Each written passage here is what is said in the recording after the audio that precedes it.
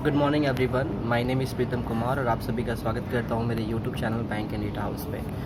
दोस्तों, I hope कि आप लोग सब लोग अच्छे होंगे।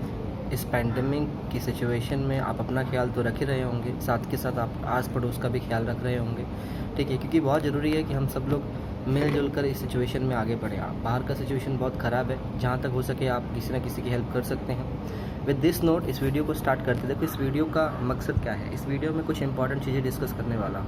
मेरे को बहुत सारे कमेंट्स आ रहे हैं, मैसेज आ रहे हैं कि सैलरी के अलावा क्या क्या पर्क फैसिलिटीज़ अवेलेबल है, उसके बारे में इस वीडियो में डिस्कस करेंगे। इसके अलावा बहुत सारे लोग ट्रांसफ़र्स को लेकर बहुत उत्तेजित होते हैं। ट्रांसफ़र्स नहीं होता, ट्रांसफ़र तो एक्जैक्टली है क्या ट्रांसफ़र का ट्रूथ, वो भी जानेंगे हम।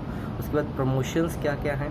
अगर आप स्केल 1 स्केल 2 ऑफिसर्स के लिए प्रमोशन लेते हो तो कहाँ तक जा सकते हो, या फिर आप प्रमोशन नहीं लेते हो लेकिन सिर्फ इंक्रीमेंटल प्रमोशन लेते हो तो आप क्लर्क में ही कहाँ तक जा सकते हो, उसके बारे में बात करेंगे। और उसके अलावा हम बात करेंगे housing facility of the state bank of India for the clerk. सबको पता है कि पीओ को हाउसिंग फैसिलिटी है, लेकिन क्लर्क के बारे में क्या हाउसिंग फैसिलिटीज़ है, इसके बारे में हम बात करेंगे आज।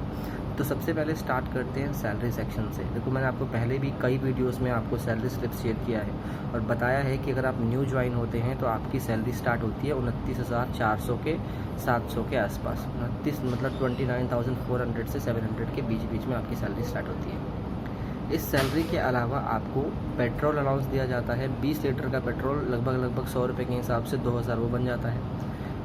360 रुपये का आपको मिलता है एंटरटेनमेंट अलाउंसेस हर महीने, जो कि आपको HRMS से, मतलब एक ऐप रहता है, वहाँ से क्लेम करना रहता है। SBI का ही आपका ऐप रहता है। उसके अलावा 360 रुपये हर महीने आपको एंटरटेनमेंट अलाउंसेस मिलता है, ठीक है।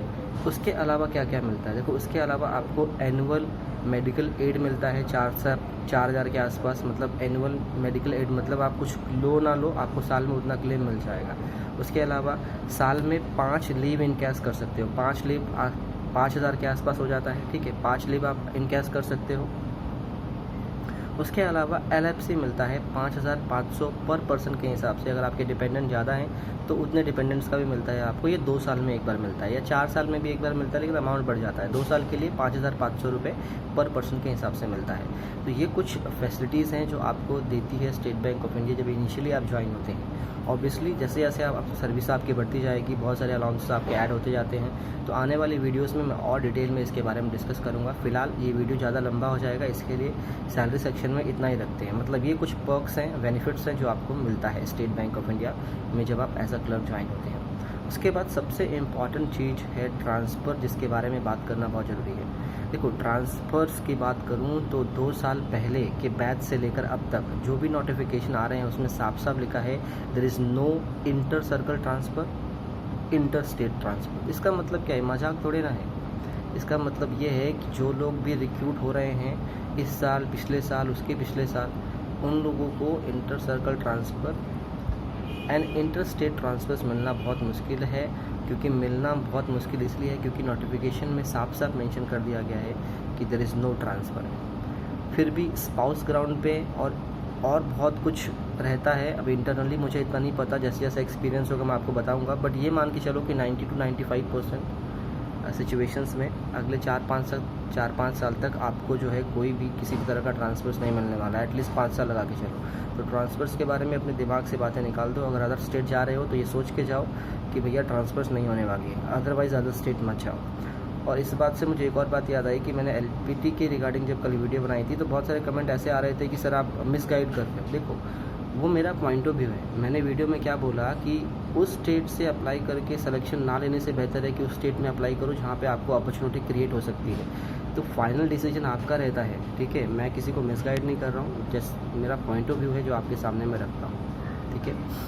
तो उसके अलावा जो देखो, प्रमोशंस की बात करूँ तो प्रमोशन जो है SBI क्लर्क में, आप SBI क्लर्क जब ज्वाइन होते हैं तो 1 साल के अंदर आप एसोसिएट बन जाते हैं। एसोसिएट बनते हैं तो आपके बहुत सारे अलाउंसेस इंक्रीज़ होती हैं, आपकी कैपेबिलिटीज़ इंक्रीज़ होती हैं। उसके बाद अगला प्रमोशन आता है 8 साल के बाद। 8 साल के बाद आप सीनियर एसोसिएट बनते हैं। उसके बाद 16 साल के बाद आप स्पेशल एसोसिएट बनते हैं और उसके बाद 24 साल के बाद आप चीफ एसोसिएट बन जाते हैं, ठीक है। तो ये प्रमोशन तब है जब आप मतलब ऑफिसर्स के लिए नहीं जाते हैं, आप सिर्फ इंक्रीमेंटल प्रमोशन ले रहे हैं। इसके अलावा अगर आप इंक्रीमेंटल प्रमोशन लेते हैं तो आप TO बन सकते हैं, ट्रेनिंग ऑफिसर, ठीक है।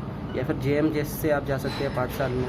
उसके बाद स्केल 1 ऑफिसर तो बन ही गए आप TO में, इसको scale 2, scale 3, scale 4 beyond the line है। आप जितना मर्जी चाहें वहाँ तक प्रमोशन ले सकते हैं, डिपेंड अपॉन योर कैपेबिलिटी।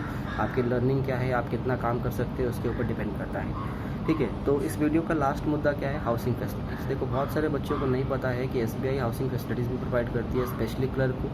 आप सबको पता ही है कि PO को तो मिलता ही है, लेकिन क्लर्क को भी मिलता है। जी हाँ, क्लर्क को कब मिलता है, देखो मिनिमम 3 साल की जब आप सर्विस कंप्लीट कर लेते हो ना, तो स्टेट बैंक्स के बहुत सारे क्वार्टर्स होते हैं, तो आप उसके लिए एलिजिबल हो जाते हो। आपको फॉर्म भर के जमा कराना रहता है, डिपेंड अपॉन दी अवेलेबिलिटी। मैं ये नहीं कहता हूँ सबको मिल जाएगा, अवेलेबिलिटी के हिसाब से अगर आपका नंबर आता है तो आपको मिल जाता है SBI के क्वार्टर्स। कुछ लोकेशंस में SBI हॉस्टल फैसिलिटीज़ भी प्रोवाइड करती है, वो भी डिपेंड करता है अवेलेबिलिटी के ऊपर। अगर अवेलेबल है तो आपको मिल जाएगा, जैसे कि हमें मिला हुआ है, हम रह रहे हैं। तो ये चीज़ें जो हैं क्लियर कर लो, और कभी भी कोई एग्ज़ाम के लिए आप अप्लाई करते हो तो वहाँ पे कुछ पॉजिटिव चीज़ें होती हैं, नेगेटिव चीज़ें होती हैं। वीडियो जब मैं बनाता हूँ तो उसके सिर्फ पॉजिटिविटी पे फोकस मत करो, उसके अदर साइड को भी फोकस किया करो। और मेरा किसी को गुमराह करने का कोई वो नहीं रहता है कि मैं आपको गुमराह करने के लिए वीडियो बना रहा हूँ। मेरा वो पॉइंट ऑफ व्यू है जो आपको समझा रहा हूँ, आप खुद समझदार हो, आप खुद डिसाइड कर सकते हो। तो विद दिस नोट एंड करते हैं इस वीडियो को, मिलेंगे आपसे दूसरी वीडियो में, तब तक थैंक यू सो मच।